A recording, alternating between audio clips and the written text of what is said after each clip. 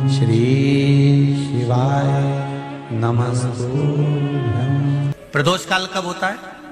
सूर्य अस्त होने वाला है, सूर्य डूबने वाला है, उसके 45 मिनट पहले से सूर्य डूब जाता है, उसके 45 मिनट बाद तक प्रदोष काल का समय होता है।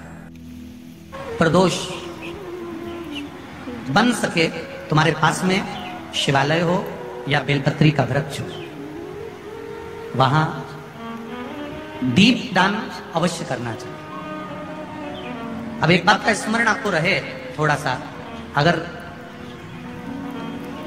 किसी कामना के वश अगर हम दीप लगा रहे हैं या हमारे मन में कोई भाव उत्पन्न है और हम बाबा से कहना चाहते हैं कि बाबा मेरा ये कार्य है आप पूर्ण करिएगा, तो फिर विशेष जब कोई एक बहुत बड़ी बात हो और आपके कार्य में कहीं अटकल हो रही हो, तो एक ही दीप में दो बातें, शिव और शक्ति, लंबी बाती बनाई, शिव और शक्ति के नाम से दो बाती एक साथ एक दीप में भी लगा सकते। पर कब? जब विशेष कोई आपका कार्य हो और वो अटक रहा हो, विशेष कोई कार्य, और आप बाबा से प्रार्थना कर रहे हो, तो दो बाती का भी प्रयोग आप कर सकते हो। ऐसे शिव तत्वों को जानने। ऐसा जीवन में कि मैं बहुत दुखी हूं और कष्टमय जीवन चल रहा है और कोई समस्या का हल ही नहीं मिल रहा, बहुत दिन हो गए जूझ रही हूं मैं इन समस्याओं से।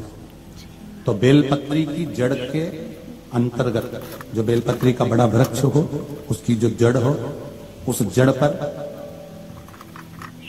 लाल चंदन घिसकर या लाल चंदन से कटोरी में घिसकर लेकर जाएं। शिवजी पर लाल चंदन से पूजन करने के बाद में उसी चंदन को लेकर आकर बेलपत्री की जड़ के अंतर्गत ओम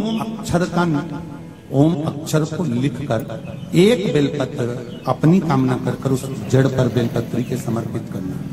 पहले कथा में कहा है कि बेलपत्री कोई साधारण सा वृक्ष नहीं है, इसको केवल साधारण मत मानना। बेलपत्री की जड़ में ओम शब्द लिखकर, अक्षर लिखकर उस पर एक बेलपत्र समर्पित कर शिव जी से अपनी कामना कर जो प्रदोष के दिन, प्रदोष काल के अंतर्गत बेलपत्री के वृक्ष की पूजन कर ये नाद कर ओम अक्षर का नाद कर स्मरण कर आता है।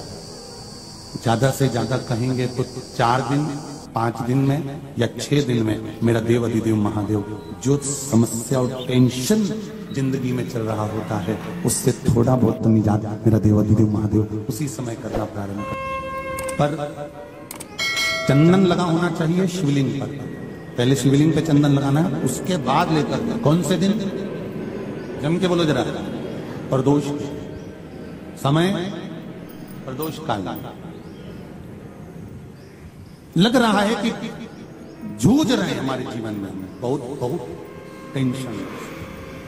तब ओम अक्षर का नाद मूड होना चाहिए। ये शिवलिंग ठीक है, ये जलाधारी जहां से पानी नीचे गिरता है, ये दोनों पूरा गोल भाग, यहाँ से पानी नीचे जा रहा है, तो इसके बीच में जहां से पानी जाता है उसके बीच में जो स्थान है वो अशोक सुंदरी का स्थान है, शिव जी की बेटी का स्थान। अब शंकर जी की जो बेटी का मध्य भाग में स्थान है अशोक सुंदरी का, वहां पर आपको शहद की 7 बिंदी रखना। और जो ये शिवलिंग रखा है, इस शिवलिंग के तुम पीछे की ओर बैठे हो, यहाँ बैठे हो ना दक्षिण में, तो यहाँ बैठे हो तो पीछे का जो शिवलिंग का भाग है इस पे आपको चंदन का लेपन करना। मारा शिवलिंग के पीछे के भाग में, अर्थात जहां आप बैठे हो पूरे शिवलिंग पर चंदन नहीं लगाना, जहां आप बैठे हो उसके सम्मुख भाग में आपको चंदन का लेपन करना। आपको जो लेपन करना है वो लाल चंदन का लेपन करना है।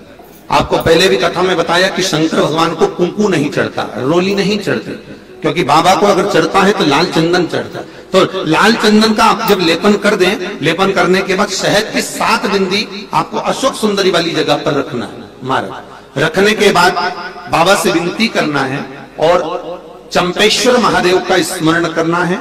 चंपेश्वर महादेव का स्मरण कर हाटकेश्वर महादेव का नाम लेकर बिंदी को लगाना है। लगाने के बाद उसी बिंदी को आपको एक कटोरी में, अब बिंदी कितनी लगेगी, जरा सा शहद लगेगा, उसको छोटी सी कटोरी में लेकर आ जाना है।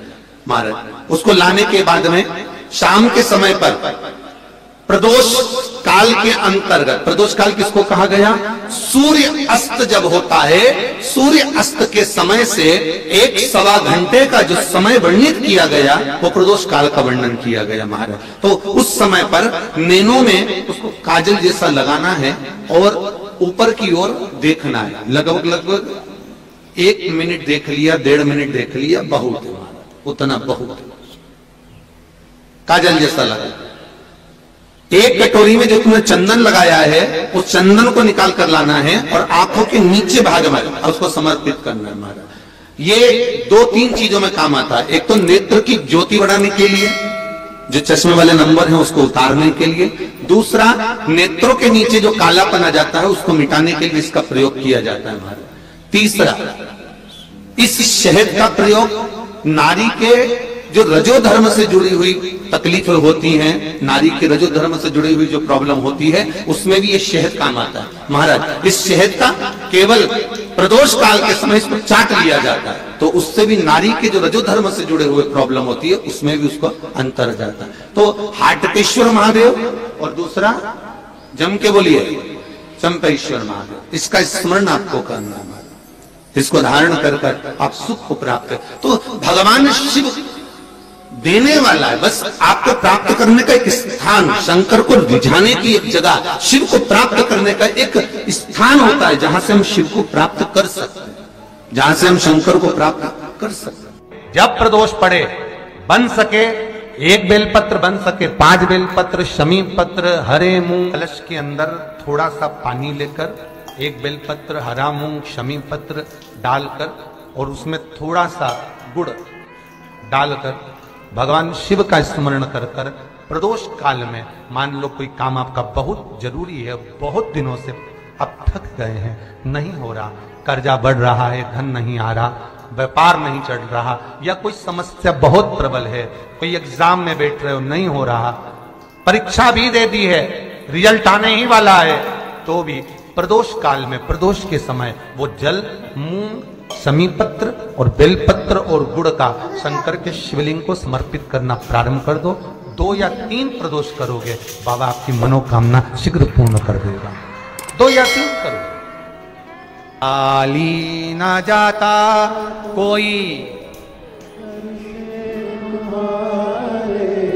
खाली ना जाता कोई, दर्श